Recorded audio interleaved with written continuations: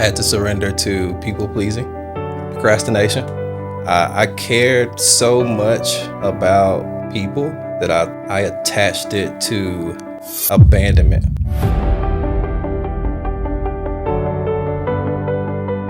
So welcome to Overcomer Podcast. My name is Maggie, and today I have the honor of welcoming Christopher Anthony. So Christopher is an identity and execution strategist, speaker, an entrepreneur, and a founder of Clarity Currency. His website is claritycreatescurrency.com. So check it out. Please welcome my guest today, Christopher Anthony. Thank you for having me on. Thank you. I'm so happy that you're here. Glad to be here. I've meditated on this conversation and wondered, what it's like to be a man. Okay. And the only reason I say it that way is because we have a lot of teachings for women. There's a lot of things for, healing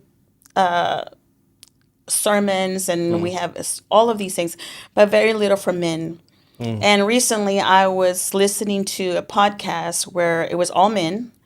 And in the podcast, they were talking about how men are not able to share their emotions. Wow. And that was very intriguing to me because, if a man shares their emotions, I believe that from their perspective, it was they are very weak. But now we live in a new generation where we want the man to express himself, and we want them to know, we want to know as a female what bothers you, what hurts you, what helps you grow, what motivates you. All right. And I could see why a lot of men don't, because if a woman is not healed, she can use all that to damage him. And so I one of the reasons I wanted you to come on, when I read your bio, and, you were talking about you have a son. Correct, So, yes. So congratulations, being a great father, being there for him. Thank you. And my first question to you would be, if every powerful message is usually born from a painful place, what happened in your life that made identity become such a personal pursuit rather than just a professional one? I remember going into coaching, and when I first went into it and I told other people, it was the thought of, oh, he wants to be this big time speaker, coach, and all this, when in reality, that wasn't it. It was more of, I wanted to find myself. I knew that I was confident in myself. I knew I could win. I knew I would be successful. So that wasn't a question for me. The question that haunted me was, if I know I'm going to be successful and that part is clear, then why aren't my actions congruent to that?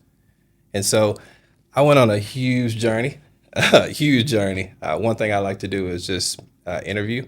So I interviewed executives, athletes, sales professionals, all the different areas that I had been in.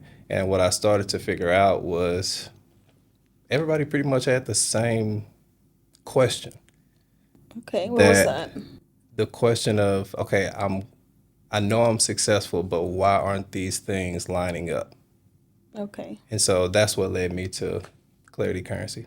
And I was reading your bio, and what pinpointed for me was like procrastination. Yes. Because we can be very successful in things, but we procrastinate in others. And I'm guilty. I'll be vulnerable here. So procrastination was something that I was always doing, waiting to the last minute. And then, like you said, when you interview people and you see people that are successful, they Right. wake up at 4 a.m. They work out. Right. They study. They learn something. What was your schedule like when you were starting out to find out who you were going to be, or what you wanted to do? The schedule in the beginning? Or the Yes. schedule now? The schedule in the beginning compared to Okay. now. The schedule in the beginning was all over the place. I mean, Okay. the thought process. So I play collegiate football, and the thought process was always, you wake up early, you can get things done early. It's different when you're on your own, because in football, you have the ability to wake up early and then go where someone already has things planned out for you. However, when you're on your own, if you don't have anything planned, then what are you doing?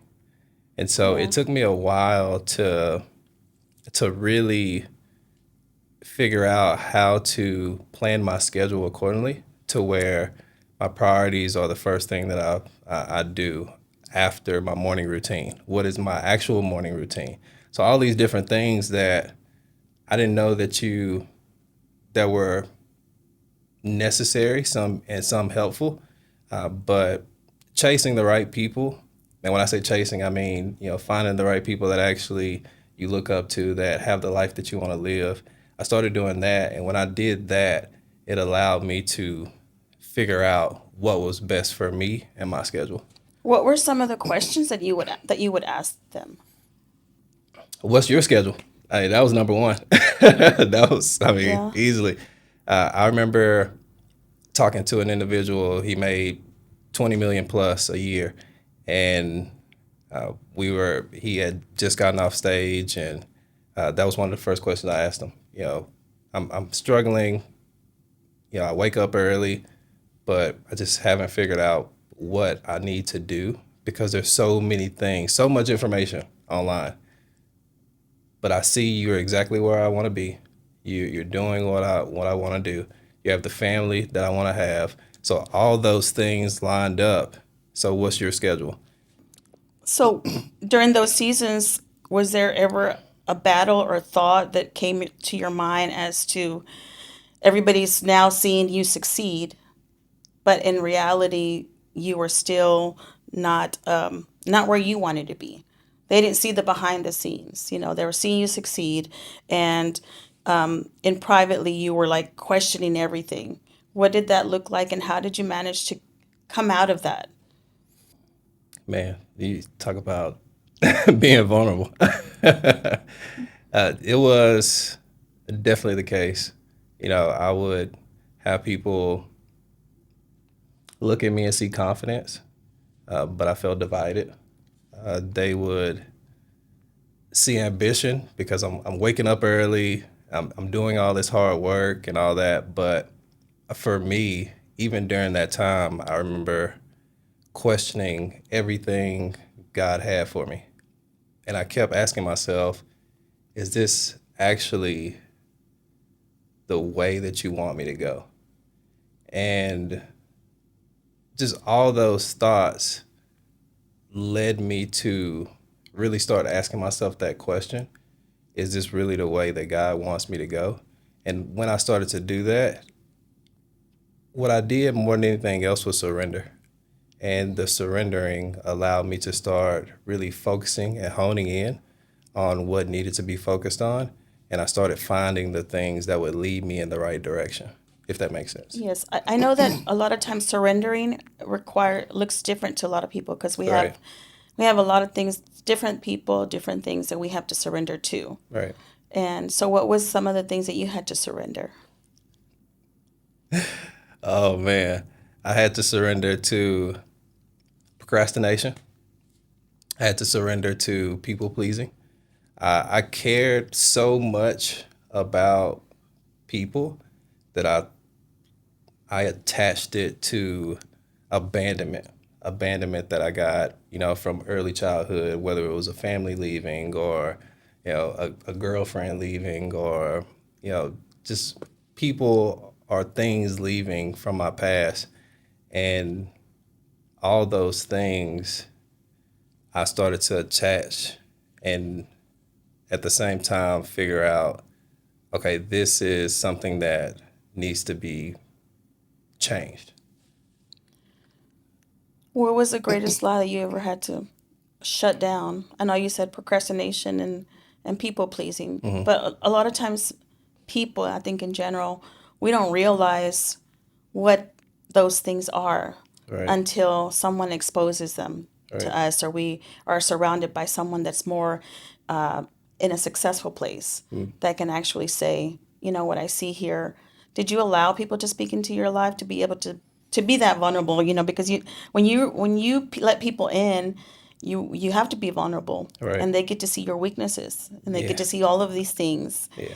And so, was there someone specific, particular that said, "Hey, listen, I want to share with you. Like, how did you know you had an abandonment problem? How did you know that Mm. those were obstacles in your life that were causing you from not going forward?" I would say for me, that's still something that I work on. You know, allowing somebody in your life, but just I call it throwing up on somebody. Just negativity and just everything are two different things, right? It's Yeah. like when you come to someone, you want to come to them with the challenge. So not the problem, but the challenge that you have.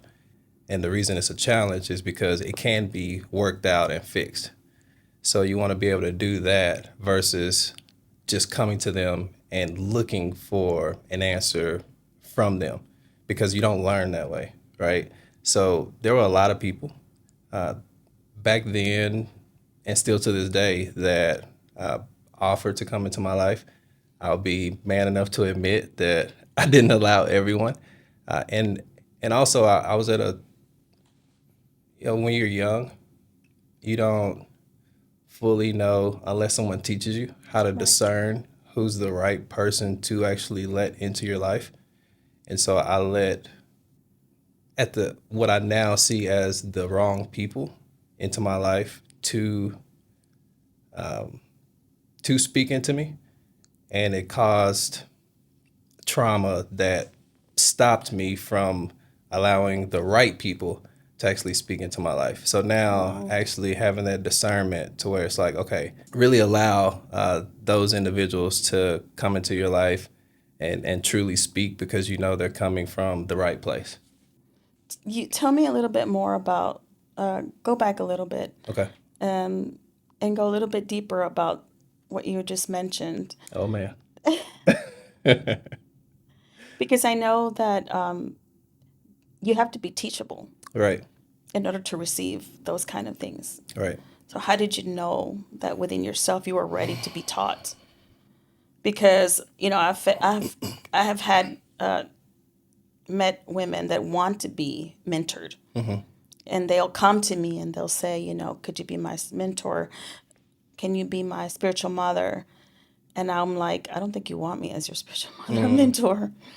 And then they're like, and I tell them, okay, and then I want you to do this. And, these are things I require of you to do. And then they don't want to do it. Mm.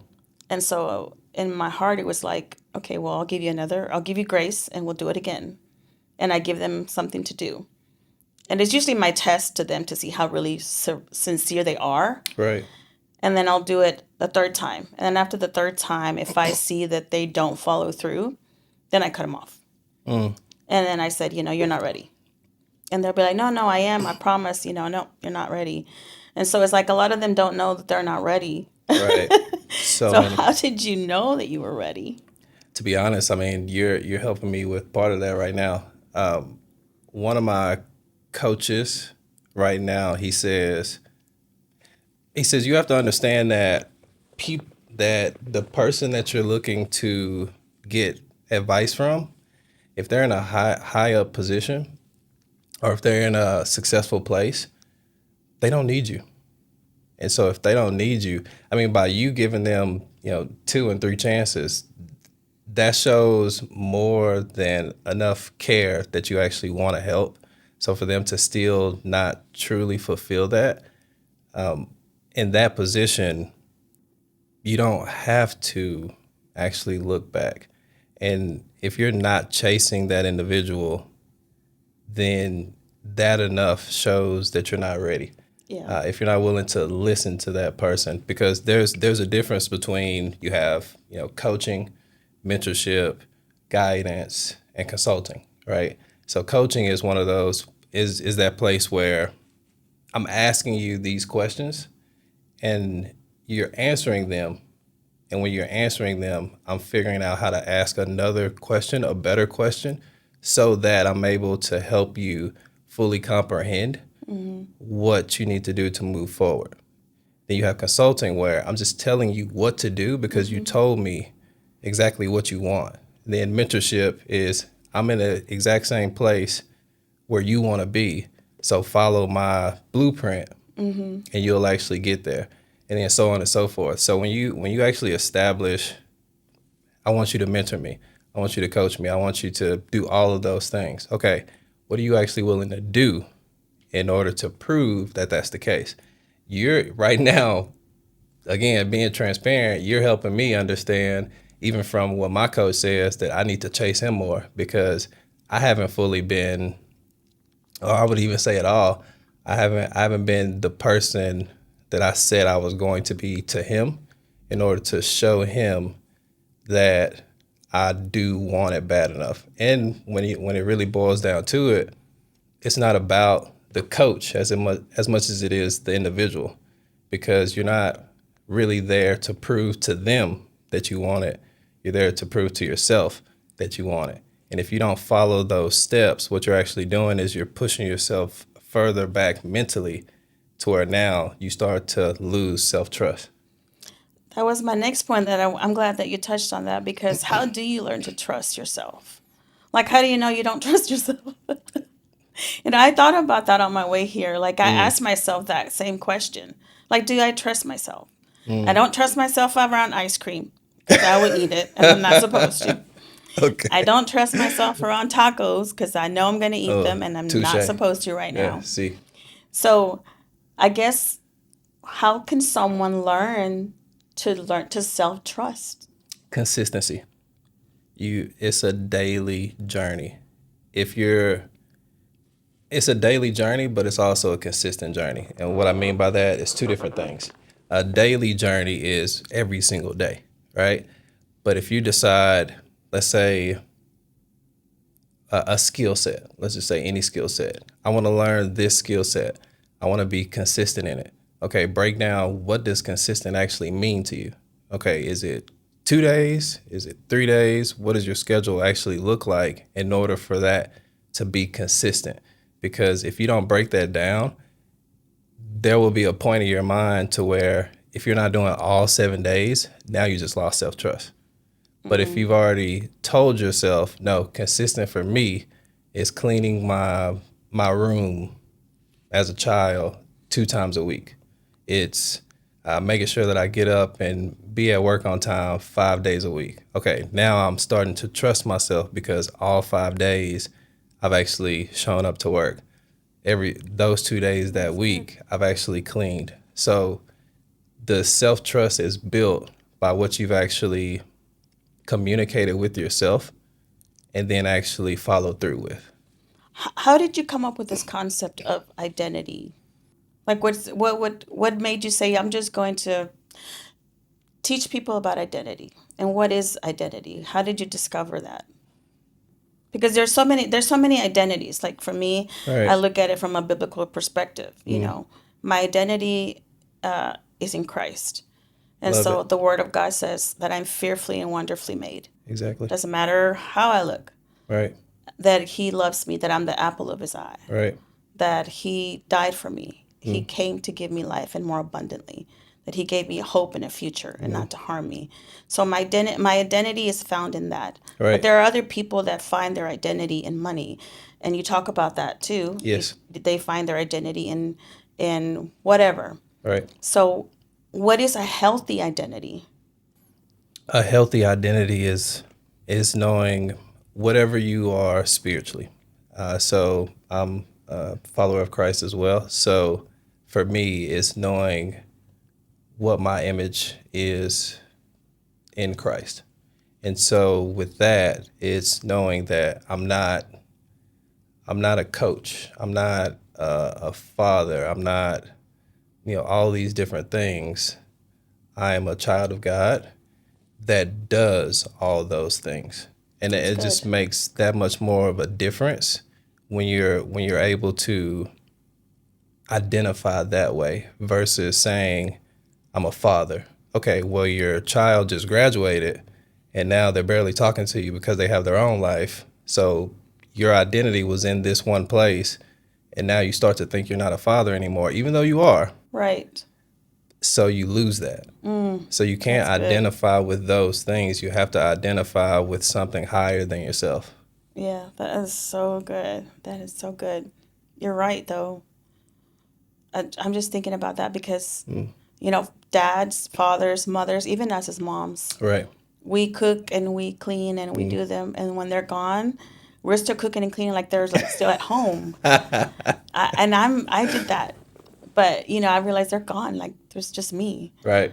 and so I had to just start narrowing it down. Mm. So then you can, if you don't have a rooted foundation, Correct. you can just lose it. Yes. And that's where I think a lot of people lose it Yeah. because they're really not rooted in a true foundation of, for me is God. Right. And I've had that myself as well. Where I mean, whether it was football, I remember being in football and getting to the point to where I had to make a decision, and the decision was to move on from football, and I didn't realize that my identity was in it, and so I got lost. And for 5+ years, I questioned who I was and things like that, and that's what led me to identity. And when you teach it, what do you, is there like a rule that you follow, or tell me about that? So I call it ID execution. Okay. So identify, identity. So identify your identity, and then make the decisions that serve that identity, and then execute. So actually follow through with that, and through that you'll build that self trust, and that's what most of us have the challenge with. The world has us moving so fast that we forget to be patient, not only with Mm, others but with ourselves. And when we're not patient with ourselves, we start to lack the execution of the morals we said we had, the habits we said we had.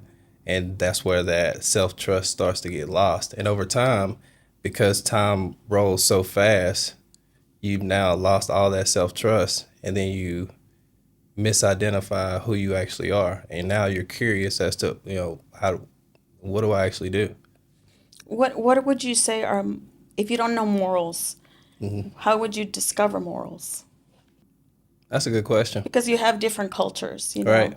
And so if someone doesn't know what morals is Hmm. or how to have morals, how would they begin from scratch on developing those morals and putting them into practice? That the beauty and the curse of having the information wall of Google and everything else is, the beauty of it is you have it all right there. So if you're looking for morals, if you're looking for values, if you're looking for all those things, be willing to actually look those things up.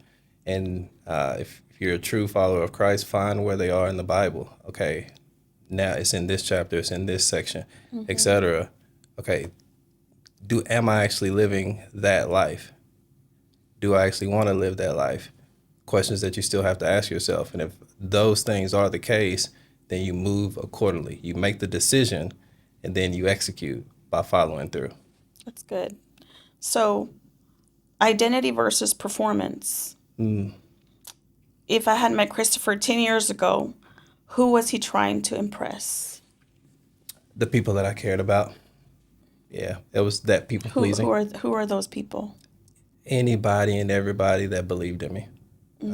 The people that, for me, blood is one thing, right? But family is something completely different. You could be a good friend of mine that I grew up with, and just because you're not my blood doesn't mean you're not my family. And so when I know that you have that belief in me, those were the people that I would try to do so much for, not realizing that they just wanted me.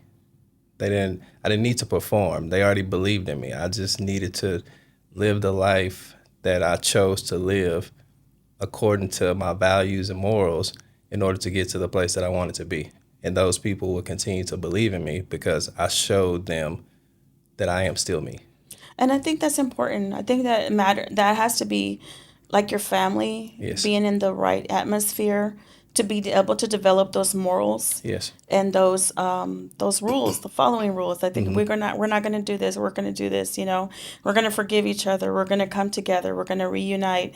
We're going to let this thing go. We're going to squash this thing. Right. We're going to make it right. Right. And having family makes a big difference. Huge. So, was there ever someone that you realized they want something different from me that I Mm. don't want?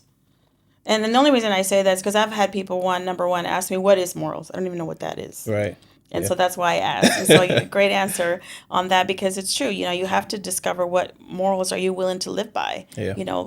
either biblically or around your family. All right. You are raised with those kind of morals, but Exactly. you have to determine what are good morals and what are bad morals, because you Right. can be in a family that says, well, we lie all the time. Hmm. That's our motto, It's like, I and don't that want to doesn't be in mean that. it's a good moral. Yeah. So you have to know what good things are going to come out of that. And so who are you trying to honor today? Because you've done so much with your family. You realize that you've got all this around you, so now who are you wanting to honor? God. God and only God.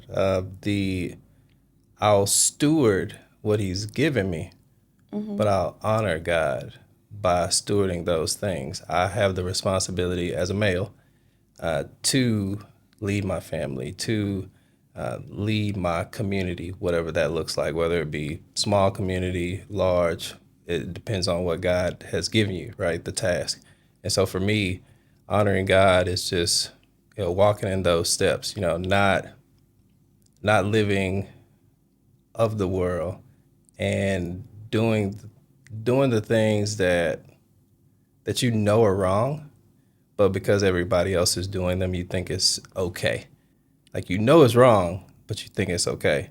So honoring God is having that purpose and passion to to be so focused on that you don't even see those distractions, because that's truly what they are. They're just distractions.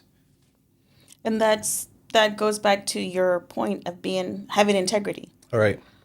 And so that's basically what it is. You do the Yeah. right thing when nobody's looking. Exactly. That you still do it, even if it's going to bring you a reward or not. That you or know that God is watching you, that He is looking at you, and He's asking, "Are you going to steward what I've given you?" So, was it integrity something that you had to learn along the way? Yes.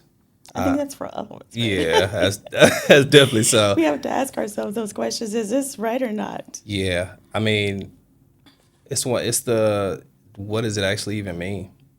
And that integrity piece is, it's not just being certain and keeping a promise to someone else. It's also keeping one to yourself, because Mm-hmm. again, it goes back to that self trust. If you don't have integrity, then what do you really have? If you don't stand on something, you can fall for For anything. anything. And integrity is everything. But in order to have that integrity, you have to know what you stand for. Mm-hmm. You have to be willing to sit down, be silent, Bible wise, in your closet, right? And really speak to yourself and say, who am I? Whose am I? What do I stand for? And then truly start to live out those things. And that's integrity. And that's beautiful because, when you live out those things, there's a reward for that. Exactly. And even though we don't do it for that purpose, it's a promise from God Yep. that He rewards those things. Yeah. He says, that if you honor your father and mother, so that the days of your life could be long. Mm. So we extend our life when we reap, when we sow good things, and when we honor. And the same thing, when we honor people, He honors us. Right. And we're sowing honor, we're going to reap honor. Right. So it boils down to whatever it is that you're sowing, just remember you're going to reap that. Every time. So it's a law. And so it's like you have to ask yourself, what am I sowing? Mm. I think one of the greatest questions I had to ask was, what am I sowing? And I think that if everybody asked that question, then you can look at it. If I'm sowing this and I'm going to reap this, is this what I want to reap? Mm. And so that's beautiful. I do want to ask you, I know we're running out of time, but I want to ask you, Christopher, imagine someone listening today who's intelligent, who's gifted, capable, but secretly exhausted from trying to become someone they think everyone else expects them to be. They're one decision away from giving up. What would you want them to hear today? I would want them to hear that you're everything that you think you are. And that's a pro and a con, right? You're everything that you think you are. So if you think that you're in lack, then you are. But there's a way to change that. And you change that by doing what's necessary, whether it be finding that mentor or coach, going to the Bible and actually, really diving into it and learning versus only going to one location and thinking that that's going to heal you. So you are what you think you are. Start speaking that over your life. Start building your foundation properly, because if you want the proper house, you have to start with the foundation. So I would say that, and then when it all boils down to it, identify it, make the decision, and execute. I would like for you to encourage our listeners because I'm sure they're going to share it. So I would really, really would like you can share your information as well. Be in my football mode right now. Just know who you are. You're everything. You can do anything that you want to accomplish. It just takes time. Be patient with yourself. Nobody is competing with you but you. You got this. Everything that you can imagine is there and imaginable for a reason. It's there because God is giving you that gift and He wants you to fulfill it. But in order to fulfill it, you have to slow down in order to speed up. You got this. Anything else you want to add or ask? I ask everyone to take a pause. If you listen, when you listen to this, just pause, breathe, and ask yourself, am I becoming the person that I choose to become? If that isn't the case, then ask yourself, how can I do that? And if you need help, you have my information, claritycreatescurrency.com. Social media is my name, at Chris D as in dog Anthony, and I'll be more than glad to help you. But ask yourself those questions, and everything will start to flow. Thank you, Christopher. Thank you. Thank you for watching Overcomer Podcast. I'm Maggie Wynn, your host. We'll see you again next time. God bless you.